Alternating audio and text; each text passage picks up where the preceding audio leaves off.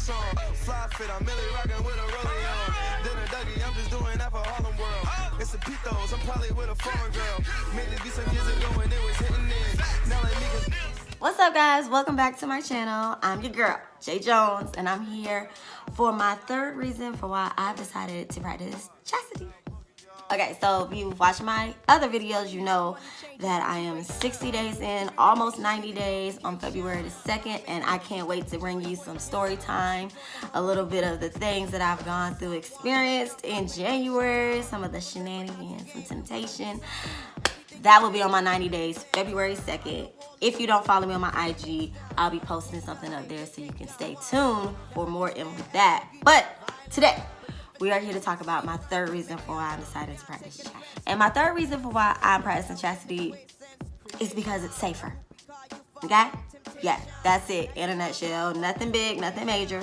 It's just safer. I don't mean this physically safer. We all know the physical shenanigans that come with having sex before you're married. You know, if you're anything like me, you had sex, you fell in love, you got cheated on. Sometimes in my relationships with guys, they weren't as faithful. I wasn't as faithful, so you run the risk of STD. You run the risk of pregnancy. You run the risk of, you know, your cycle not being regular, your pH levels being all crazy, whatnot. I have peace with this situation, knowing that every day I don't have to worry about, you know, that STDs is not something that I'm like, oh, you know, you sleep with somebody new and you're just like, oh my God, I didn't use a condom. Let me go get checked. You know, like, and just having that anxiety, it's anxiety. And then you don't know what they doing. They can tell you they're not cheating on you. They can tell you the only one. And turns out they messing with 2, 3, 4 other chicks or whatnot. You know how guys are these days. Just they lie. So I really just am at peace with this whole situation, you know, like being okay with every month knowing that my cycle's gonna come on the same day because I didn't have to take a Plan B pill, you know, like just crazy little stuff like that, just that I'm not stressed out about. What else? I feel at peace about this. You know, there are times where I've been in relationships with guys and they weren't as faithful. You know, staying out all night, and they say they somewhere, but they not there. And, you know, tossing and turning, looking at my phone, wondering if they gonna come home, and wondering what time they gonna go home, and why they still out. You know, like all of those little things or whatnot that happens in relationship when you're with someone who is not committed to you, who don't feel like they have that level of responsibility, even though they're in a relationship with you and they're supposed to have that type of respect. They don't. And so I'm not stressed about that. I can't tell you the peace of mind that I have every time I go to sleep at night. Like, just me, sleep, not worried about, I think there's a meme out on social media, like on Instagram. It's like me sleep at night knowing that I'm single and ain't no man out doing this, that, and the third. Like, yes, that is a real, okay? I have so much peace about this, and I'm okay with it. And I think one of the other things about this whole situation, it brings me back to some of the interviews and some of the videos that I've watched or whatnot about just waiting to have sex and intentionally dating. I just recently watched a video with Devon Franklin. If you don't know who Devon Franklin is, you should. He's the author of The Wait. He is Megan Good's husband, and he is amazing in the way that he articulates and he addresses certain things that we go through in society when it comes to dating and being in a relationship, and why waiting is so important. And one of the examples that he used that I thought was like, that was on the money, was how when you jump into a relationship with someone and you have sex with them, how the relationship is almost microwaved, where you are in it now, you've had sex, you know, so things that you should have been learning about this person while dating them and getting to know them was taken away from you. It was microwaved. And someone that you should have been with for like a week, you end up being with for months, for years or whatnot, all because you didn't take the necessary steps to get to know them, to collect that data, which is what you're supposed to be doing when you're dating. And he just like goes into that dope example, and I thought, like, yeah, like how many times have we been in relationships with somebody who just because we had sex with them, we begin to compromise and be like, oh, that may be something he changes, or yes, but he has the potential to become X, Y, and Z. But you can't take him with the potential. You got to take him who he is right now. And I think that taking sex out of the situation, waiting, having that delayed gratification, which is something else that he talks about later in the interview, is important, because then you get to know the person, you get to understand them faults and all. You get to really make a decision without having your physical attached to it, on whether this is somebody that you want to date, whether this is somebody you want to pursue. Whereas when you put sex in it, it changes everything. There might be something that you find out months down the line that you don't like about that person. He might have an alcohol problem. He might have an abusive problem. He might have mama issues, you know. For the fellas, she may got daddy issues, you know. She might have past things that she hasn't healed from a different relationship, but because you already put the sex in it, you feel like you in it. And that's not always the case. So removing the sex gives you the clear and conscious decision to make a intentional choice on whether or not this is somebody that you want to date, and not just feel, not the potential of them becoming someone, but who they are right now. Because if you wait long enough, they're going to show you their true colors. They're going to show you who they are. Believe me, okay? And you got to take that right when they do, and then you make a decision. You haven't given pieces of yourself away. You haven't had sex with them. There is no attachment. You are like easier to walk away and be like, you know what?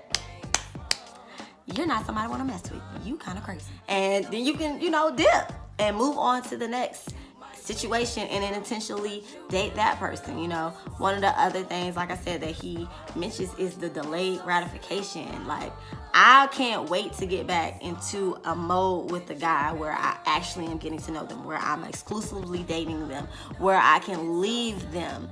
Like when we go on a date and we have to leave each other at the end of the night. I don't know about you, but when I grew up, and I could finally date when I was about 16 years old, I dated this really dope dude. His name was Philip Dula. That's still my homie to this day.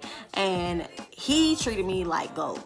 Like, he respected that I was a virgin. He didn't try to sway me. He wasn't like, you know, we would kiss and we would fool around, but we didn't do anything sexually.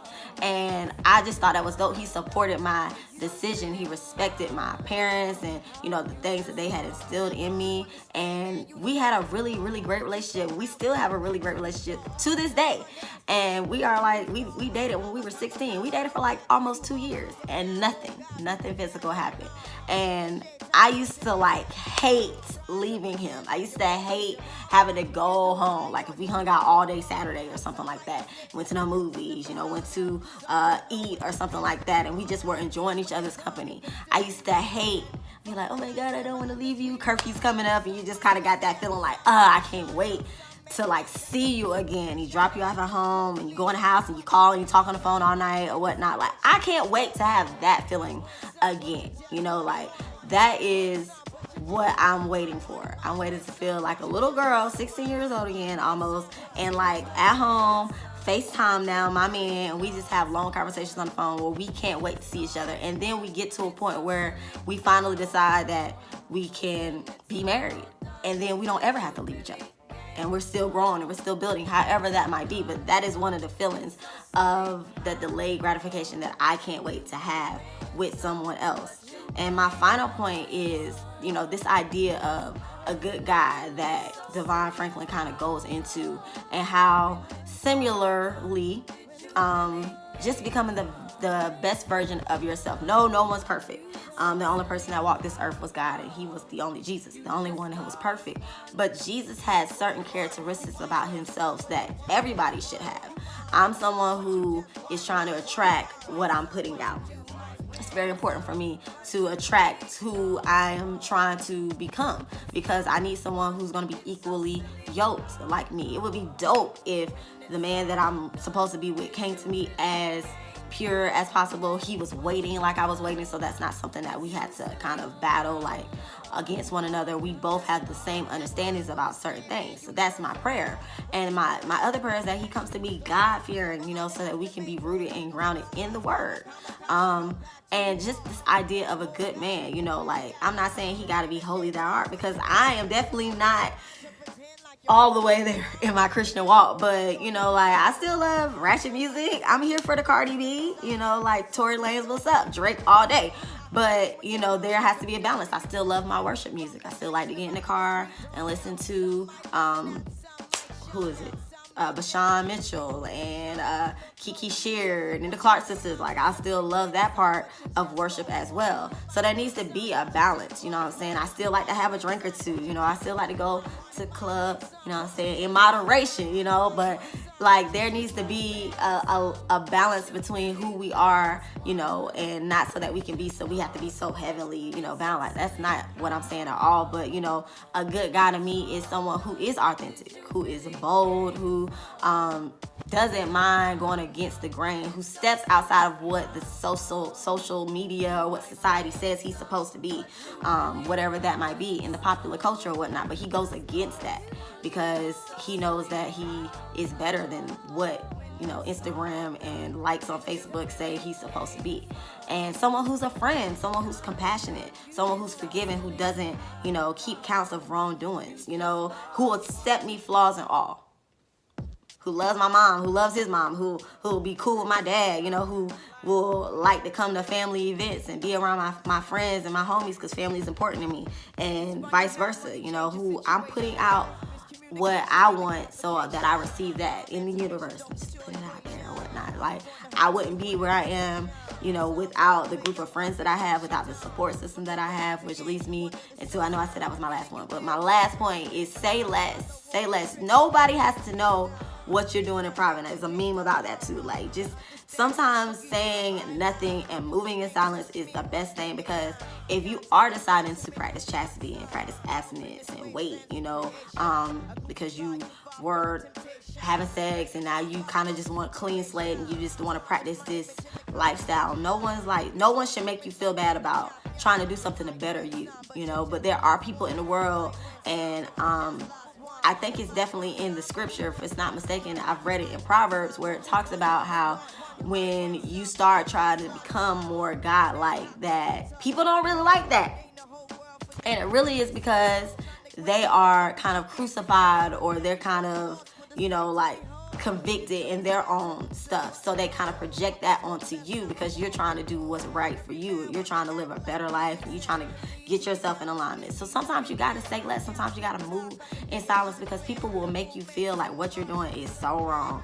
And that's not the case. You know, you trying to better you and become the best version of yourself should be nothing but love and a respect that comes with that. Some type of, like, it should be very admirable to people that what I'm doing and what others are trying to do, you know, it should be looked at as respect. Like, that's what's up, that you would sacrifice this part, and everything that you're doing is going to come back to you tenfold, you know, like, you will be blessed from this sacrifice or whatnot. It's a big sacrifice to make, to deny yourself, to deny your flesh.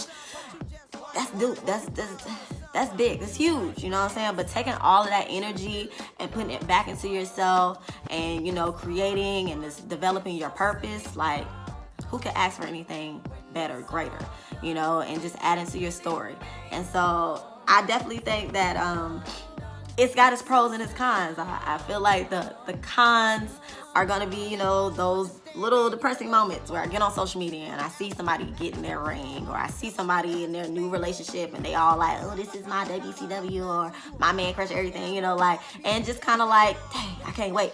But not in my time, God's time. You know what I'm saying? Like, I'm okay with where I am in my singleness and, you know, the lonely things. I was used to being in a relationship 4 years.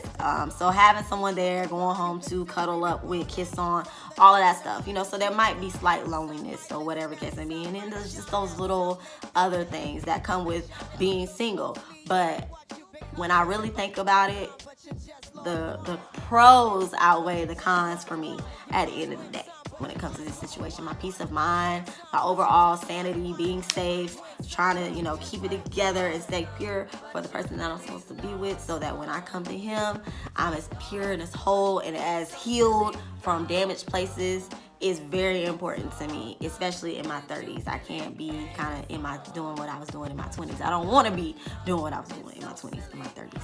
So more videos to come. That is all I have for you today, guys. I want to drop some jewels, a little wisdom that I've obtained so far in my chastity journey. My third reason for why I'm deciding to do this is it's overall safe.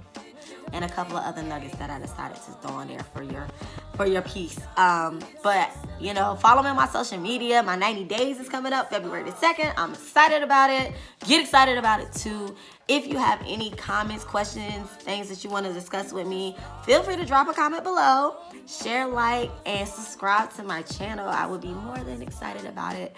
And as always, kings and queens, wear your crowns. Don't drop your head down. Smooches.